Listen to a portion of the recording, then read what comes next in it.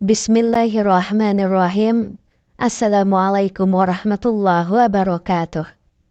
Syukur alhamdulillah kita bisa berjumpa lagi di channel ini. Sholawat dan salam selalu dan tetap tercurahkan kepada junjungan kita Nabi besar Muhammad sallallahu alaihi wasallam. Allahumma sholli ala sayyidina Muhammad wa ala ali sayyidina Muhammad. Harapan dan doa saya semoga saudaraku semuanya selalu diberikan kesehatan, dilapangkan rezekinya, diampuni dosa-dosanya, dan dipanjangkan umurnya. Amin ya rabbal alamin.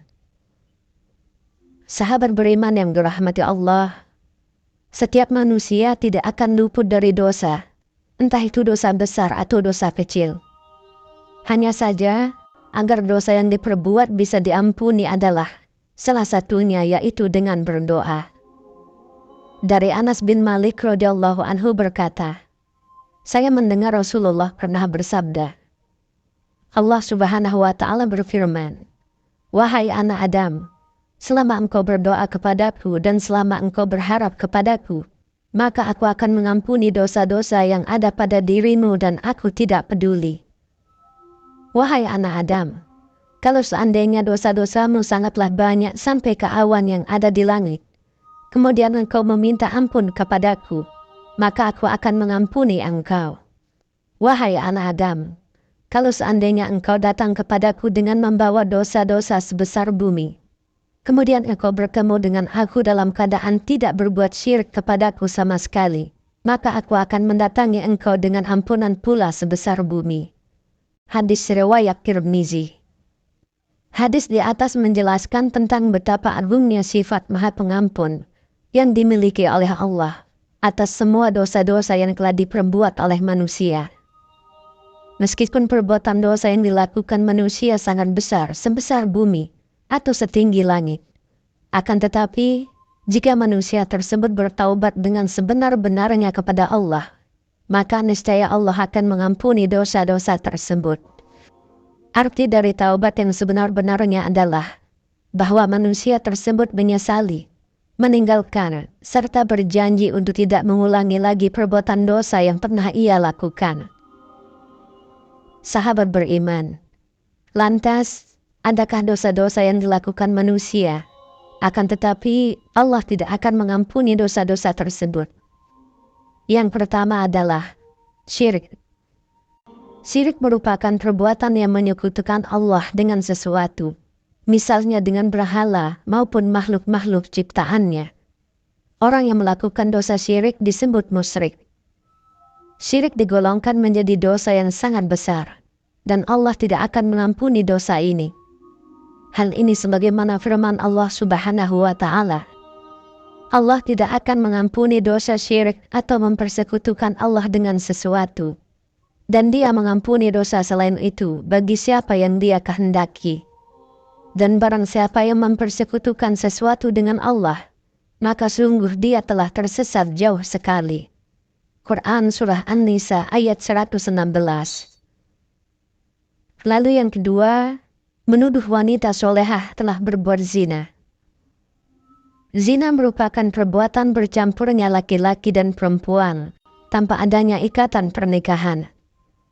Ini adalah dosa yang sangat besar, dan sebagai hukumannya, maka pelaku zina akan mendapatkan hukuman dari Allah, baik itu selama mereka di dunia, maupun ketika mereka berada di akhirat kelak. Lalu bagaimana jika ada seorang yang menuduh seorang wanita solehah telah melakukan perbuatan zina? Allah subhanahu wa ta'ala berfirman, dan orang-orang yang menuduh perempuan-perempuan terhormat berbuat zina, kemudian itu tidak mengemukakan 4 saksi, maka hendaklah mereka didera 80 kali deraan, dan janganlah diterima kesaksian dari mereka selama-lamanya. Itulah orang-orang fasik. Quran Surah An-Nur ayat 4. Yang ketiga, sihir. Dosa yang tidak terampuni selanjutnya adalah sihir. Sihir tergolong ke dalam perbuatan dosa yang sangat besar. Karena sihir merupakan salah satu perbuatan setan. Dan orang yang melakukannya termasuk ke dalam golongan orang-orang kafir. Allah Subhanahu wa Ta'ala berfirman, dan mereka mengikuti apa yang dibaca oleh setan-setan pada masa kerajaan Sulaiman. Dan mereka mengatakan bahwa Sulaiman itu mengerjakan sihir. Padahal Sulaiman tidak kafir, tidak mengerjakan sihir. Hanya setan-setanlah yang kafir mengerjakan sihir. Mereka mengajarkan sihir kepada manusia. Dan apa yang diturunkan kepada dua orang malaikat di negeri Babil, yaitu Harut dan Marut. Sedang keduanya tidak mengajarkan sesuatu kepada seorang pun sebelum mengatakan, sesungguhnya, kami hanya cobaan bagimu. Sebab itu, janganlah kamu kafir. Maka mereka mempelajari dari kedua malaikat itu apa yang dengan sihir itu. Mereka dapat menceraikan antara seorang suami dengan istrinya. Dan mereka itu ahli sihir, tidak memberi mudarat dengan sihirnya kepada seorang pun, kecuali dengan izin Allah. Dan mereka mempelajari sesuatu yang tidak memberi mudarat kepadanya, dan tidak memberi manfaat. Sesungguhnya, mereka telah meyakini bahwa barang siapa yang menukarnya, yaitu kitab Allah, dengan sihir itu, tiadalah baginya keuntungan di akhirat. Dan amat jahatlah perbuatan mereka, menjual dirinya dengan sihir kalau mereka mengetahui. Quran Surah Al-Baqarah ayat 102. Yang keempat, membunuh jiwa yang Allah haramkan kecuali dengan hak.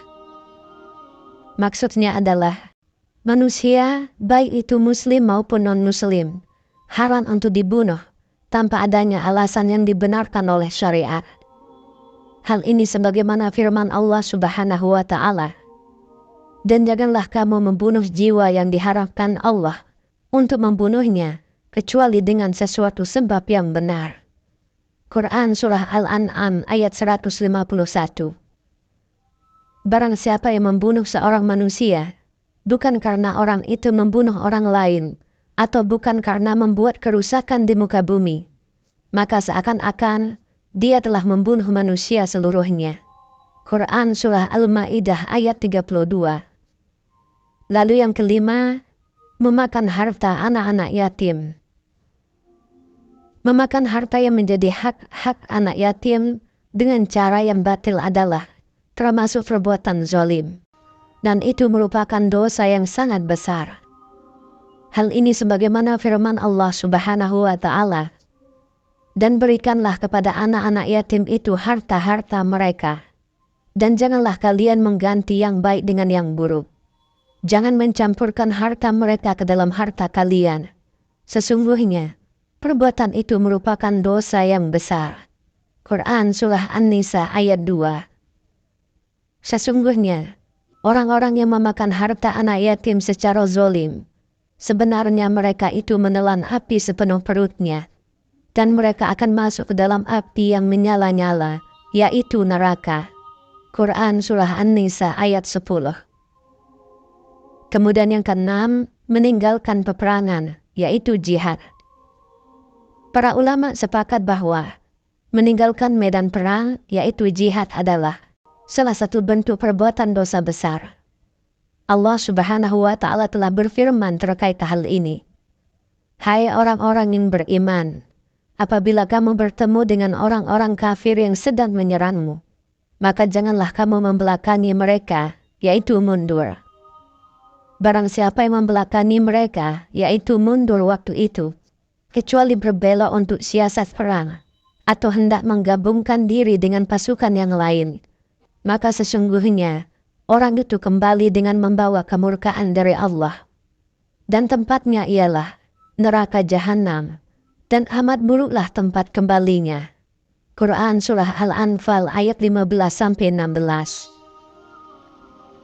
Sahabat beriman, semoga kita semuanya dijauhkan dari perbuatan-perbuatan dosa tersebut. Dan semoga kita dapat menjadi hamba-hambanya yang selalu beriman. Amin ya rabbal alamin. Wallahu a'lam bishawab. Demikian yang bisa saya bagikan. Semoga bermanfaat untuk kita semua. Assalamualaikum warahmatullahi wabarakatuh.